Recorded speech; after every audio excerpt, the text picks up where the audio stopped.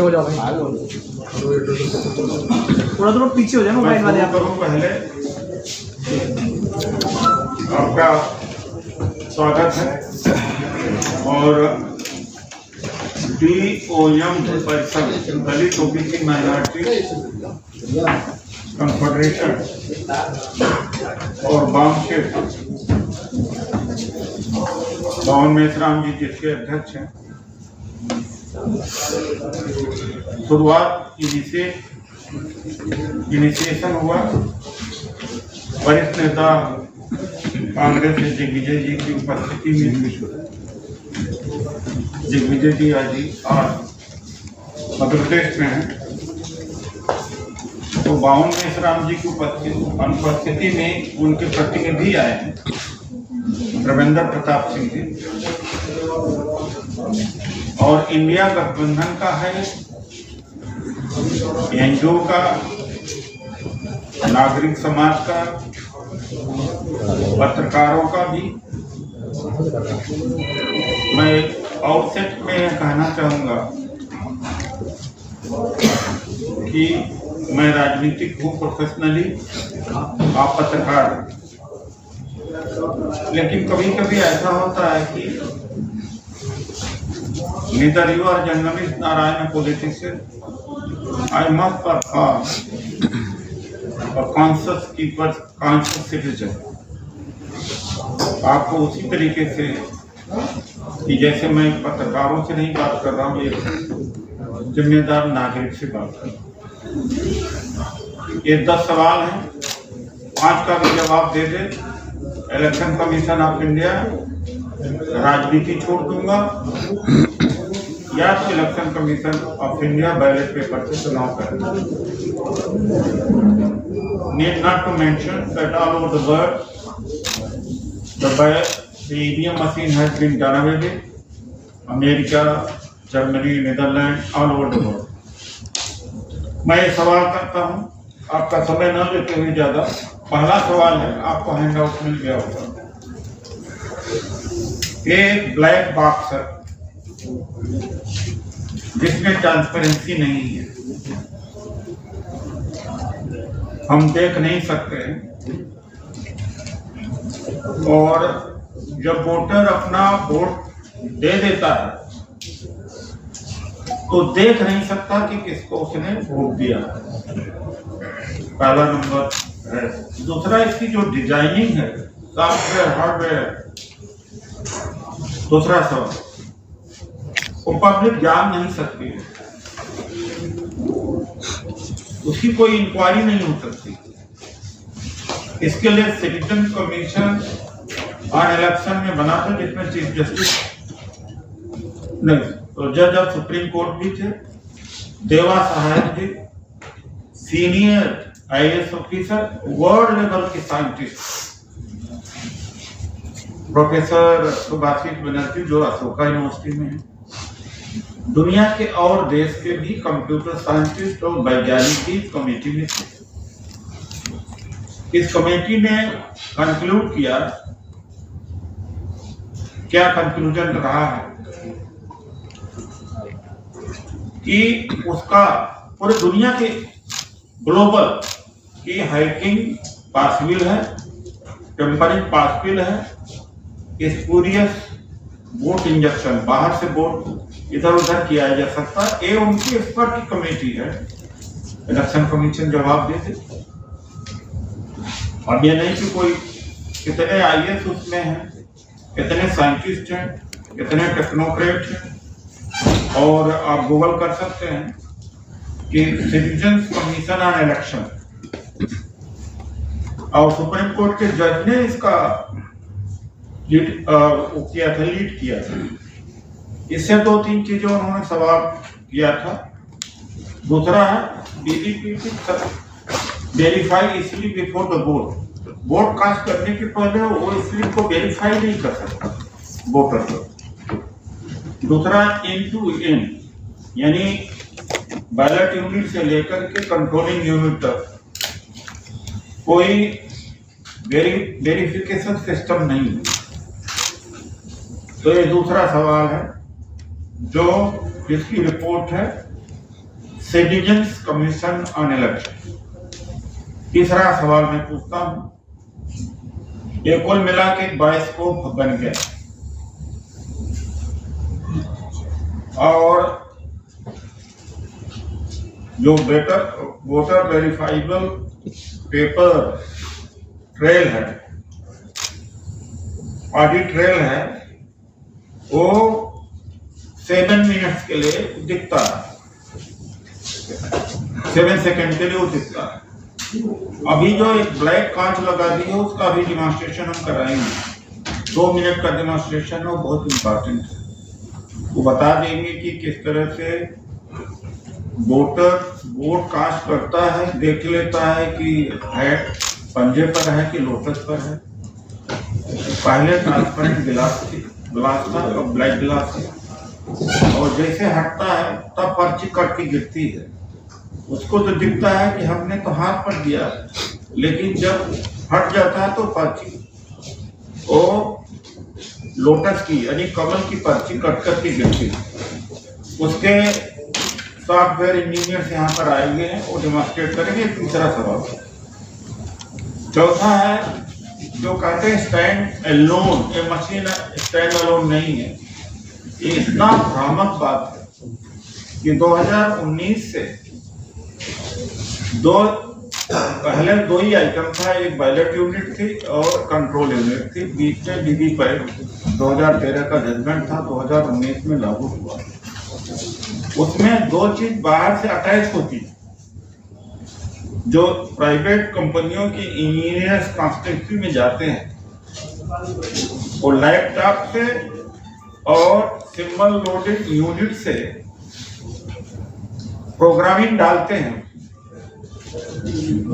और जब इलेक्शन खत्म हो जाता तो अपना डिवाइस लैपटॉप भी और वो जो सिंबल लोडिंग यूनिट है दोनों लेके चले जाते हैं। कैसे कह सकते हैं कि मशीन स्टैंड अलोन करती है? ये सवाल इलेक्शन कमीशन ऑफ इंडिया से हम पूछते हैं कि वीवीपैट आने के बाद लैपटॉप के कनेक्शन में आती है ईवीएम मशीन।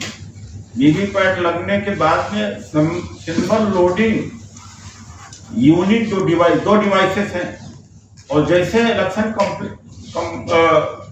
इलेक्शन कंप्लीट हो जाता है ईवीएम स्ट्रांग रूम में चला जाता है। इंजीनियर अपना लैपटॉप लेकर के और सिंबल लोडिंग यूनिट लेके चला जाता है। कैसे कह सकते हैं? इस हाल है। ये चौथा सवाल। पांचवा है इसमें कि वीवीपैट सबसे पहले काउंटिंग होनी चाहिए वीवीपैट का, अगर उसके बाद में काउंटिंग होनी चाहिए माइक्रो कंट्रोलर यूनिट जो रिकॉर्ड करती है,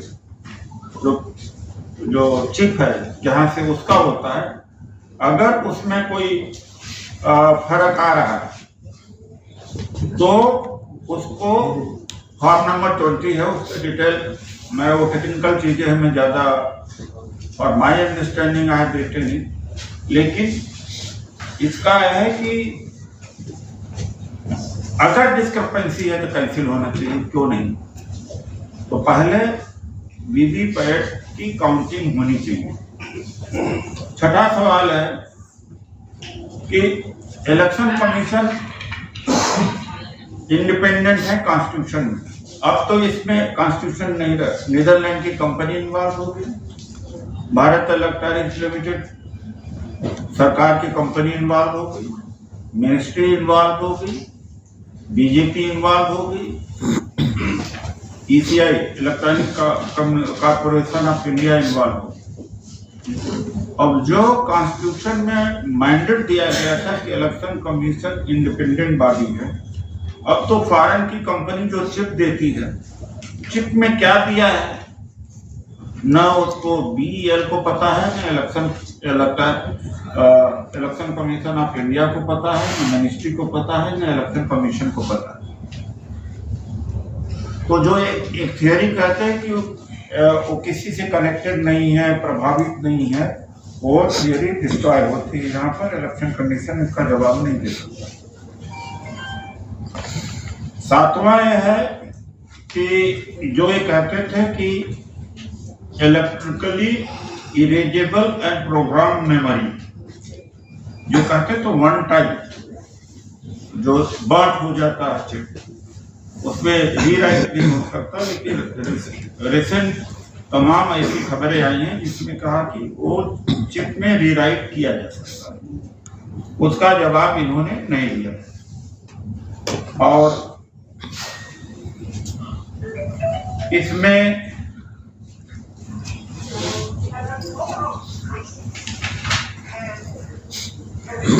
नाइन्थ है कि ये कहने के बूथ कैप्चरिंग वगैरह की वजह से ईवीएम लाई गई थी, तो वो जमाना था।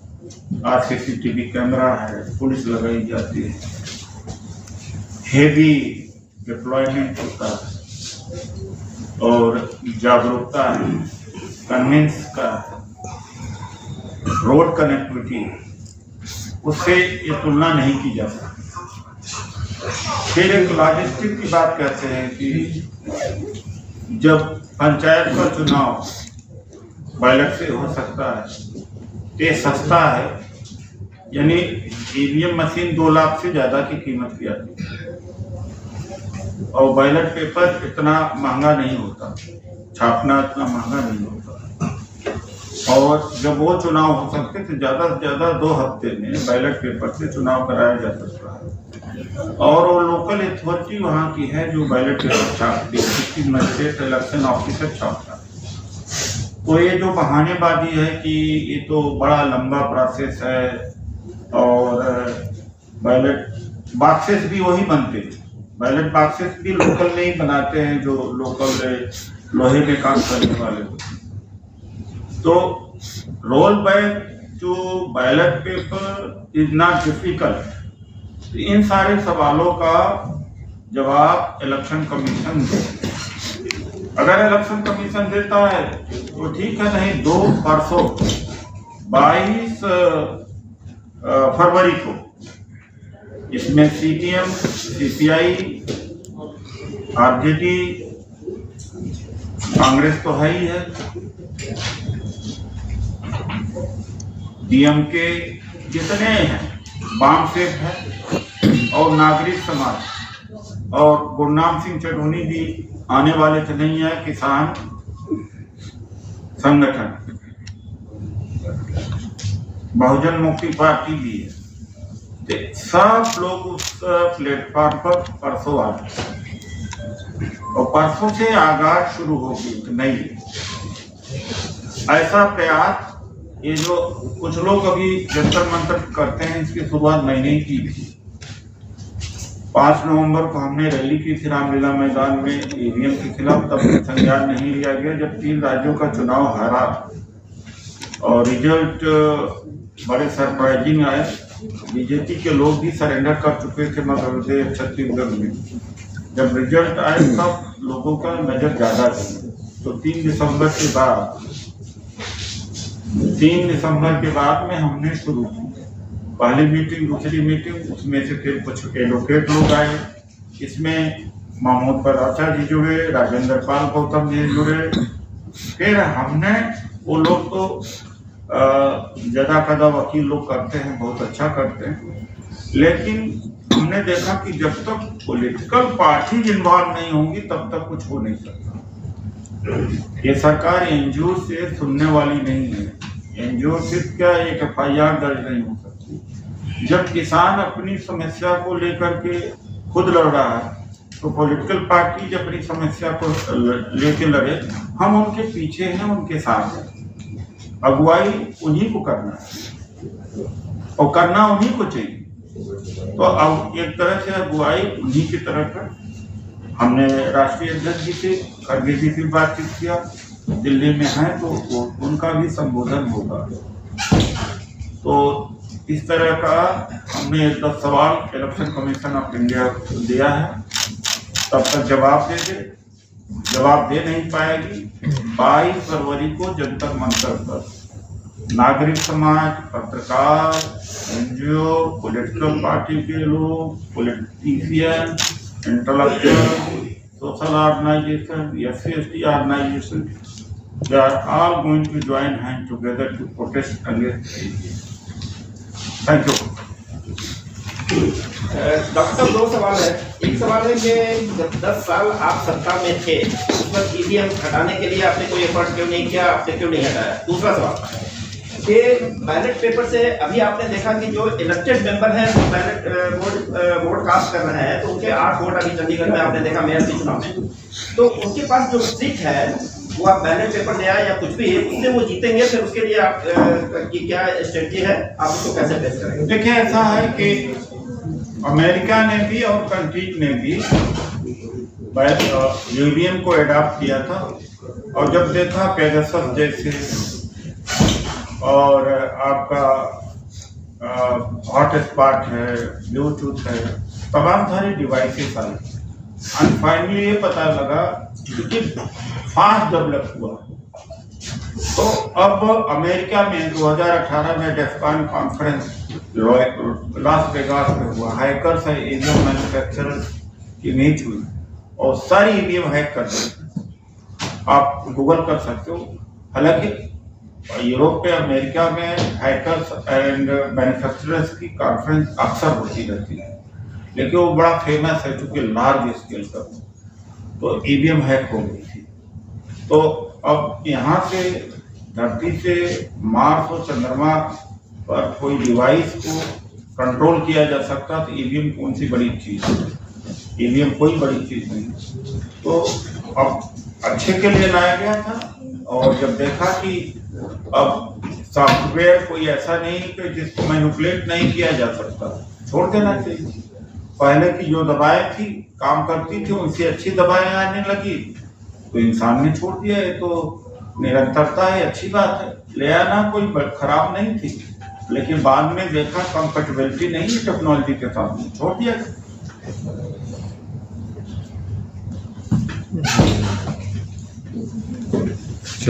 मुझे जी एक सवाल है, सीधा बिना किसी लाग लगाने की, क्योंकि चुनाव में आप कुछ ही दिनों का समय बचा है।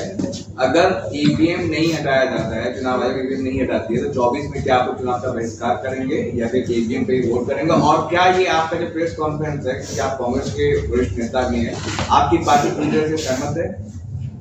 देखिए, बहिष्कार की बात हम तो कर नहीं है, डेमोक्रेसी में हम पार्टिसिपेट करेंगे। बांग्लादेश में भी बैलेट पेपर पर लौट गए हो, वहाँ जब तक हो सकता है यहाँ क्यों नहीं हो सकती। पहले बीजेपी ने इसके ऊपर बड़ा रार मचाया था, किताब भी लिखा था, JBL नरसिम्हा ने किताब भी लिखा था, और सुप्रीम कोर्ट में भी गए थे।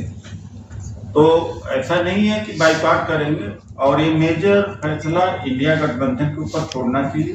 इंडिया गठबंधन ने जब दिल्ली में लास्ट 19 और 20 दिसंबर को मीटिंग की थी, तो ये इतना इम्पोर्टेंट है कि इसी को ही पॉइंट आउट करके रेजोल्यूशन में लिया था। तो इससे आप समझ सकते हैं कि विपक्ष की कितनी सिंसियरिटी है, इसके ऊपर कितनी गंभीरता है। इसके अलावा 2018 में कांग्रेस का प्लेनरी सेशन हुआ था, 84th प्लेनरी सेशन। उस प्लेनरी सेशन में भी एडॉप्ट किया गया था कि we must roll back to the ballot paper. तो इंडिया गठबंधन का रेजोल्यूशन ही, लेकिन उसके लिए जिस तरह से सड़क पर आना चाहिए कोई आ नहीं रहा। हाँ, कम से विरोध नहीं हो रहा। नहीं, कम से कम एक बात है, मेरी पर्ची, मेरा वोट, मेरे हाथ, ये तो आए मेरे हाथ है। 100% वीवीपैट की काउंटिंग तो हो। हम लास्टली कहते हैं कि मेरी पर्ची, मेरा हाथ, मेरा वोट, मेरे हाथ, वो तो देखने को मिले। जर्मनी में इसी आधार पर स्ट्राइक डाउन कर दिया था ईवीएम को। वो 2 ही लोग गए थे वहां पर, उन्होंने कहा मैं अपने वोट मैं देखना चाहता हूं कि मैं वोट मैंने किसको दिया, मैं खुद देखना चाहता हूं, मेरे हाथ आना चाहिए। नहीं तो आप 100% वीवीपैट कर दीजिए जिसकी काउंटिंग हो। आपका कोई सवाल है? मैं ये कह रहा था, जिस तरह से विपक्ष की आप बात कर रहे हैं इंडिया गठबंधन की, 3 राज्यों के इलेक्शन के रिजल्ट की आपने बात की, तो उसके बाद सड़कों पर क्यों नहीं उतार रहे अपने लोगों को? आप लोगों के जरिए भी अलग अलग कोशिश की जा रही है। एक एडवोकेट्स का ग्रुप है वो कर रहा है, मिश्राम जी अलग कर रहे हैं, आप अलग कर रहे हैं, आप लोग तो घोषित करके रखा हुआ है। और इसी को ऐड करते हुए जब हिमाचल और कर्नाटक में आप जीतते हैं तो फिर इस तरह के ईवीएम पर आप सवाल नहीं उठाते हैं। हम जीते या हारे, जो चीज ट्रांसपेरेंट नहीं है वो डिस्कार्ड होना चाहिए, एक बात है। दूसरी बात है कि जहां पर ऐसे ऐसे इंस्टांसेस आए कि कैंडिडेट कह रहा कि मेरा वोट कहाँ गया, मेरा परिवार, मैंने तो अपने आप को वोट दिया, ऐसे तमाम सारे बहुत सारे केसेस है। गांव के गांव वोट दिया किसी पार्टी को और गिनती किसी और को लग रहा। और 2019 में जो वेबसाइट पर जो वोट की संख्या अपलोड करी गई थी और जब काउंटिंग हुआ तो उसमें मिसमैच हुआ। राघव बहल ने उसके ऊपर जब किया तो उनके ऊपर दबाव हुआ और इलेक्शन कमीशन ने वो डाटा फ्लश आउट कर दिया था 2019 के लोकसभा मैच नहीं हो पाया। देखिए, मैं इतना ही कहूंगा कि सबके लिए कंसर्न देश डिक्टेटरशिप तक जा चुका है, सबके लिए कंसर्न है। ये मेरा है या पॉलिटिकल पार्टी का भी एक एजेंडा नहीं। बहुत सारे लोग कहते हैं भाई आपकी पार्टी क्या कर रही है, आप लोग क्या कर रहे हैं। मैं कहीं रेस्टोरेंट में चला जाऊं या लोग मिलने वाले, तो मेरा एक सवाल होता कि आप भारत के नहीं, क्या आपको असर नहीं पड़ेगा?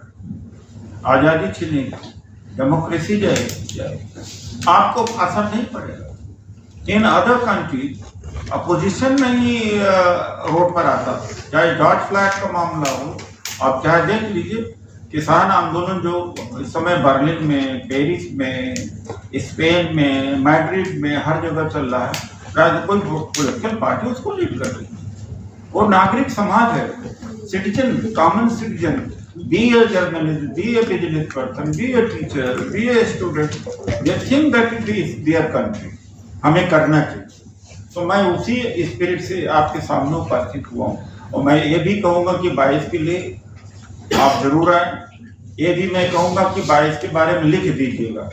मुझे तो डर लग रहा है कि समय हम कर रहे हैं, कल देखने को लगेगा कि पता नहीं ये न्यूज है परसों, तो हमें कोई परेशानी नहीं होगी, सबको है। एक बात बताएं सर, जब आप इतना कॉन्फिडेंट हैं और आप ये समझते हैं कि ये जासूसी हो रही है और बाकी देशों में भी इसको बैन कर दिया है, तो आप सुप्रीम कोर्ट में क्यों नहीं जा सकते? सुप्रीम कोर्ट पे 4-5 दिन पिछले हफ्ते सुप्रीम कोर्ट में सुनवाई हुई थी। एक जजमेंट के अलावा कोई जजमेंट सरकार का, कोई केस सरकार का आप देख लीजिए तो केस इसमें कपिल सिब्बल और प्रशांत भूषण ऐसे हुए थे। एडीआर की थी, जगदीप ठोकर उसके इंटरवीनर हैं एडीआर के तरफ से, और सुप्रीम कोर्ट ने इसको पोस्टपोन कर दिया 3rd वीक ऑफ मार्च। क्या मतलब होता है? क्या मतलब? तब तक तो मॉडल कोड ऑफ कंडक्ट लागू हो जाए, कहेंगे अरे बाद में देख। जर्मनी का या दूसरे देशों का अदालत नहीं, एक इलेक्टोरल बॉन्ड में किसी तरीके से कुछ हो गया, बाकी तो हम 6-7 साल 8 साल से देख ही रहे। सर 22 तारीख को आपका जिस तरीके से कार्यक्रम है, लगातार ईवीएम को लेकर के आप हुए या फिर महमूद प्रचर, तमाम ऐसे लोग इसको मुद्दा उठाते हैं, लेकिन अब जिस पार्टी से आते हैं उसका राष्ट्रीय अध्यक्ष इस समय पूरे देश में भारत न्याय यात्रा लेकर निकले हैं। अगर मेजर इशू है कि ईवीएम से हैकिंग हो रही है और सत्ता गलत तरीके से आ रही है, तो राहुल गांधी को पूरे देश में इसको लेकर यात्रा क्यों नहीं कर रहा, उनका समर्थन क्यों नहीं मिला इस मुद्दे पर? क्योंकि विपक्ष में वही बैठे सबसे बड़े नेता है, चंद लोग ही क्यों आते हैं इसको लेकर? इंडिया गठबंधन का रेजोल्यूशन आप देख लीजिए, उसका जवाब मिल जाएगा। एक बात, दूसरी बात मैं फिर वही कहूँगा कि नागरिक आप भी हैं, सब भी नागरिक, राहुल जी भी हैं और विकास भी। गाज गिरेगी, गिर रही तो सबके ऊपर, यानी राहुल जी के लिए भी कोई मुद्दा नहीं रहेगा? क्यों नहीं है? इंडिया गठबंधन का रेजोल्यूशन क्या है? यात्रा फिर उसके लिए नहीं, होनी इंडिया चाहिए। ये अलग अलग बात है हमारी। रेजुलेशन है आपने पॉइंट आउट किया, लेकिन उसके लिए यात्रा तो आप न्याय की निकाल रहे हैं। नहीं नहीं, क्यों नहीं, बहुत सारी चीजें साथ साथ चलती। मैं कांग्रेस नहीं हूँ, मैं कांग्रेस हूँ। यानी ये प्रदर्शन 22 का राहुल गांधी की तरफ से माना जाए, इंडिया गठबंधन से माना जाए। इंडिया का। बिल्कुल। सर एक बात और बताइए, ये पार्लियामेंट में आप क्वेश्चन क्यों नहीं उठा? पार्लियामेंट में क्वेश्चन मनीष तिवारी जी ने 10 लोगों ने उठाया, खड़गे जी ने बोला। आप देख लीजिए प्रोसीडिंग, दर्जनों एमपीओ ने उठाया है। 6 महीने से इलेक्शन कमीशन ऑफ इंडिया से टाइम मांग रहे हैं जयराम रमेश जी, नहीं टाइम मिल रहा। 6 महीने से 4 बार अगस्त में, 1 बार अक्टूबर में, 2 बार दिसंबर में election commission of India time नहीं दे रहा। क्यों नहीं दे रहा टाइम? वो तो बीजेपी का इलेक्शन कमीशन है। तो मैं with folded hand, with all humility, मैं ये नहीं कहता हूँ कि ये केवल पार्टियों का मुद्दा है, और न आप माने we are are citizen also, हमारी जिम्मेदारी देश का मुद्दा है। भाई बीच में रख दे यार। 22 तारीख को एक बार पूरे अपील कर दीजिए। जी 22 तारीख के लिए एक बार पूरे अपील कर दीजिए। मैं 22 फरवरी को जंतर मंतर पर इंडिया गठबंधन, कांग्रेस से, वाम से, BOM परिसंघ से, नागरिक समाज से, वकीलों की तरफ से, कांसस कीपर्स की तरफ से प्रोटेस्ट है ईवीएम के खिलाफ। और ये 10 सवाल जो हमने पूछे हैं इलेक्शन कमीशन ऑफ इंडिया से, उसका जवाब आपके माध्यम से, क्योंकि वो मिल नहीं रहे हैं, इसलिए आपके माध्यम से जवाब। मेरा यही एक आपसे आग्रह है कि आप इनको 10 सवालों को आप अपने हिसाब से आप इसकी एडिटिंग करके आप पूछिए इलेक्शन कमीशन से, देश से पूछिए किसका जवाब दे। और सिटीजन इलेक्शन कमीशन ने दिया, सुप्रीम कोर्ट ने दिया, जो दुनिया के बड़े बड़े साइंटिस्ट मिलकर बनाया है। सर आपने पार्टियों पे तो नाम ले लिए, लेकिन कोई कंफर्मेशन किसी बड़े लीडर का नाम आप बताना चाहें तो कृपा करके बता दें। मैंने तो बता दिया ना कि विजय सर आपने तो पार्टियों पे नाम ले लिए। अरे भाई ऐसा है, वो मैं खुलासा इंडिविजुअल लीडर नहीं है, वो कल हम पूरा खबर कर देंगे। हमने बामन मेश्राम जी, फिर विजय जी, 3 लोग ने मिलकर के ही डेट तय किया। अब नाम तो ले चुका हूँ कितना, कल सारे लोगों का नाम खुलासा हो जाएगा, आज तक कंफर्मेशन हो जाएगा, कल लिस्ट जारी हो जाएगा।